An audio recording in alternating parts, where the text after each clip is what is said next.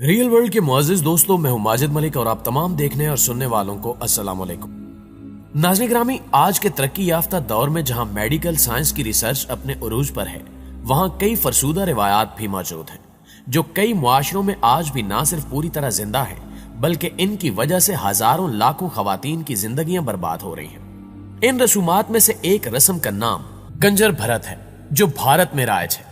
इस रस्म में दुल्हन बने वाली लड़की को शादी से पहले अपने कंवारेपन का सबूत देना होता है। अगर लड़की अपने कंवारा होने का सबूत दे दे तो उसे हंसी खुशी कबूल कर लिया जाता है, नहीं तो उस लड़की को अछूत समझकर उससे दूरी इख्तियार कर ली जाती है। आज की वीडियो में हम इस फरसूदा निजाम पर तफसीली गुफ्तगू करेंगे और आपको बताने की कोशिश करेंगे कि भारत में ज्यादातर लड़कियां अपना कंवारापन साबित करने के लिए ऑपरेशन करवाने पर क्यों मजबूर हो रही हैं। प्यारे दोस्तों, नीमी नामी एक लड़की निजी कंपनी में काम करती है। वो गुज़श्ता 10 साल से दिल्ली में रिहाइश पजीर है। यहां से अपनी तालीम मुकम्मल करने के बाद अब वो यही मुलाजमत कर रही है। लड़कों से दोस्ती से मुताल्लिक उनका कहना है कि उनके बहुत से बॉयफ्रेंड्स हैं, लेकिन उन्होंने अपने आप को उस शख्स के लिए बचा कर रखा है जिसके साथ उनकी शादी होगी। ये वाज़ेह है कि नीमी अपने कंवारेपन को शादी तक बरकरार रखना चाहती है। वो कहती हैं कि मैंने अपने दफ्तर के नौजवानों से इस मुताल्लिक बात की तो उन्होंने बताया कि इनकी उम्र में 22 से 30 के दरमियान कभी कभी सेक्स आम बात है और ये कि शादी से पहले जिनसी ताल्लुक उनके लिए कोई काबिल शर्म फेल नहीं है। तो फिर ऐसे में वो नौजवान खवातीन कहां से आ रही हैं जो जिनसी ताल्लुक कायम करने के बाद अपने कंवारेपन की बहाली के लिए हाइमनोप्लास्टी सर्जरी करवा रही हैं। डॉक्टरों का कहना है कि गुज़श्ता 15 बरस से हाइमनोप्लास्टी में इजाफा नजर आया है और बड़ी तादाद में नौजवान खवातीन इस तरह की सर्जरीज के लिए आ रही हैं। डॉक्टर्स के मुताबिक लड़कियों के वजाइना में मेम्ब्रेन यानी झिल्ली होती है जिसे हाइमन कहा जाता है। जिनसी ताल्लुक के बाद या अक्सर खेल कूद और सख्त जिस्मानी वर्जिश से भी ये झिल्ली मुतासिर हो जाती है। डॉक्टर इस मेम्ब्रेन को सर्जरी के जरिए बहाल करते हैं और यही अमल हाइमनोप्लास्टी कहलाता है। डॉक्टरों का कहना है कि ऐसी खवातीन की अक्सरियत 20 से 30 साल तक की है जो अपने हाइमन की बहाली के लिए आती हैं। ये खवातीन या तो जिनसी तौर पर बहुत सरगर्म होती हैं या फिर इनका अपने पार्टनर्स के साथ जिनसी ताल्लुक होता है और शादी से कबल वो हाइमनोप्लास्टी सर्जरी के लिए आती हैं। मैक्स अस्पताल के प्रिंसिपल और खवातीन के अमराज की माहिर डॉक्टर भावना चौधरी का कहना है कि इस बात का तयन करना मुश्किल है कि ये खवातीन कहां से आती हैं। ताहम ये मुलाजमत पेशा खवातीन है और इनका ताल्लुक मिडिल और अपर क्लास से होता है। ये खवातीन शादी से पहले सर्जरी के लिए आती हैं और ये अपने मुस्तकबिल के शौहरों को ये नहीं बताना चाहती कि वो शादी से पहले भी सेक्स करती आ रही हैं, क्योंकि भारत में ये रस्म बहुत खतरनाक हद तक फैल चुकी है। लिहाजा वो शर्मिंदगी से बचने के लिए ये सब कुछ करने पर मजबूर है। इस रस्म में बुनियादी तौर पर नई बनने वाली दुल्हन को अपनी सारी बिरादरी के सामने अपने कंवारेपन का सबूत देना होता है, लेकिन एक रिपोर्ट के मुताबिक ये टेस्ट कुछ खवातीन अकेले में करती हैं और काफी लंबी तहकीक के बाद ये अपना नतीजा बताती हैं। लेकिन अगर ये टेस्ट खवातीन भी करती हैं तो फिर भी एक इंतहाई शर्मनाक बात है और बेहुदा मामला है। प्यारे दोस्तों, बीबीसी की एक रिपोर्ट के मुताबिक दिल्ली में गंगाराम अस्पताल के डॉक्टर ललित चौधरी हाइमनोप्लास्टी की ख्वाहिशमंद खवातीन को 2 दर्जों में तकसीम करते हैं। उनका कहना है कि 80% खवातीन 25 साल से कम उम्र की होती हैं और दूसरी तलाक याफ्ता खवातीन होती हैं, लेकिन इनकी तादाद बहुत कम होती है। इनका मजीद कहना है कि बड़े अस्पतालों में इस सर्जरी का खर्चा 50 से 70 हजार रुपए के दरमियान आता है। डॉक्टरों से मशवरे के बाद ये लड़कियां अमूमन छोटे क्लिनिक में सर्जरी के लिए जाती हैं, क्योंकि ये बड़े अस्पतालों के मुकाबले में सस्ते होते हैं। डॉक्टरों के मुताबिक ये सर्जरी 1-8 घंटे में हो जाती है। अगर एक खातून बड़े अस्पताल में सर्जरी के लिए जाती है तो उसे पेपर वर्क मुकम्मल करने के लिए 2 घंटे पहले आना होता है।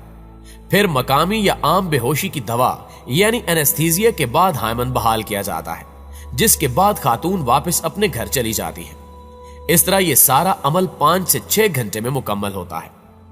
अपोलो अस्पताल के प्लास्टिक सर्जन डॉक्टर अनूप धीर का कहना है कि इस सर्जरी के लिए आने वाली खवातीन की 1/3 तादाद दिल्ली के पड़ोस हरियाणा सूबे से आती है।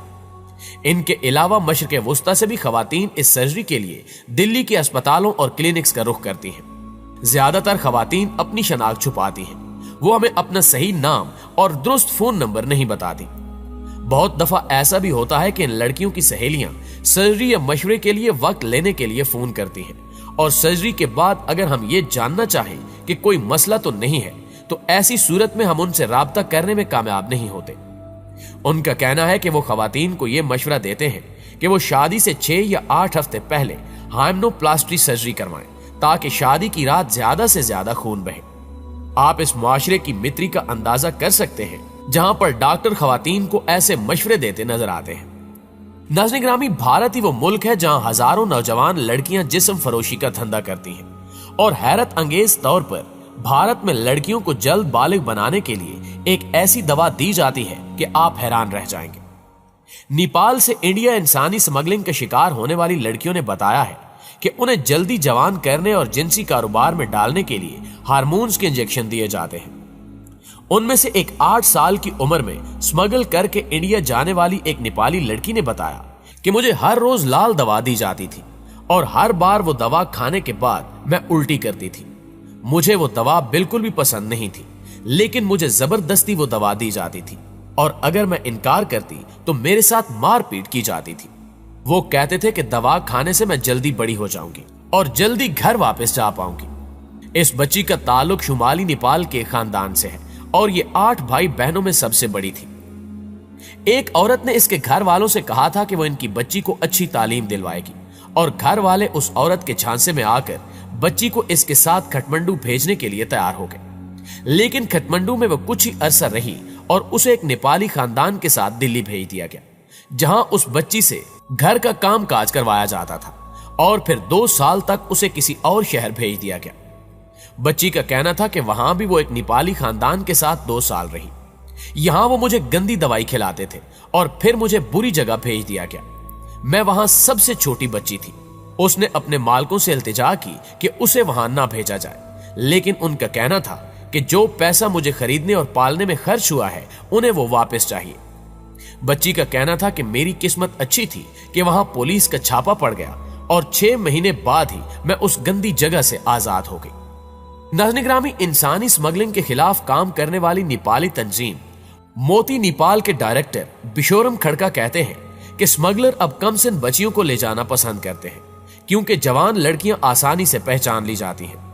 उनका कहना है कि पुलिस की नजर बड़ी लड़कियों पर रहती है, जबकि बच्चियों को अगवा करने वाले अपना बताकर आसानी से निकल जाते हैं। डॉक्टर्स का कहना है कि जब किसी 9 से 12 साल की बच्ची को ग्रोथ हार्मोन दिए जाते हैं तो उनकी छाती और कोले बड़े हो जाते हैं और वो जवान लगने लगती हैं। प्यारे दोस्तों, याद रहे कि कुछ अरसा कबल तक पाकिस्तान में भी ज्यादती का शिकार होने वाली लड़कियों का एक टेस्ट किया जाता था ताकि पता लगाया जा सके कि ये लड़की अपना कंवारापन खो चुकी है या नहीं। लेकिन बाद में इस टेस्ट पर पाबंदी आयद कर दी गई। इस टेस्ट को 2 फिंगर टेस्ट कहा जाता था। इंसानी हकूक की अहम रुकन डॉक्टर सिद्रा कहती हैं कि यह कोई केमिकल टेस्ट नहीं है और ना ही तिब्बी लिहाज से इसकी कोई अहमियत है। ये इस खित्ते का इजाद किया हुआ टेस्ट है जो कि गलत और बीमार जहन की पैदावार है। ये तरीकाकार बदकिस्मती से सीनियर डॉक्टर्स ने अपने जूनियर डॉक्टर्स में मुंतकिल किया है। आज से 20 साल पहले भी मेडिको लीगल रिपोर्ट में लिख दिया जाता था कि खातून जिनसी ताल्लुक की आदी है। इस पर हम एहतिजाज किया करते थे कि मेडिकल रिपोर्ट में ये मत लिखें, क्योंकि अगर रेप होने वाली खातून शादीशुदा है तो जाहिर बात है कि वो एक अज़दवाजी जिंदगी गुजार रही है, और अगर उसका रेप हो जाता है और आप रिपोर्ट में लिख देते हैं कि मुतासरा खातून जिनसी ताल्लुक का तजर्बा रखती है, तो सिर्फ ये लिखने से उस मुतासरा औरत की पूरी जिंदगी दांव पर लग जाती है। उन्होंने मजीद बताया कि अलमिया तो ये है कि वो लेडी डॉक्टर्स जो ये टेस्ट कर रही होती हैं वो नई नई अस्पताल में नौकरी शुरू करती हैं और इनके लिए ये एक बहुत हैरान कुन और परेशान कुन मरहला होता है कि इस टेस्ट से क्या साबित होगा, और ये टेस्ट करने वाले डॉक्टरों पर एक इंतहाई खौफनाक असर छोड़ता है। उन्होंने मजीद कहा कि इस तरीकेकार को टेस्ट का नाम भी नहीं दिया जा सकता क्योंकि मुझ समेत बहुत से लोग इसे रेप के बाद दोबारा रेप के जमरे में रखते हैं। पाकिस्तान में इस टेस्ट के खिलाफ अदालत का तहरीरी फैसला आना एक बहुत अच्छी बात है, लेकिन अफसोस कि ऐसा फरसूदा और घटिया निजाम आज भी भारत में आम है।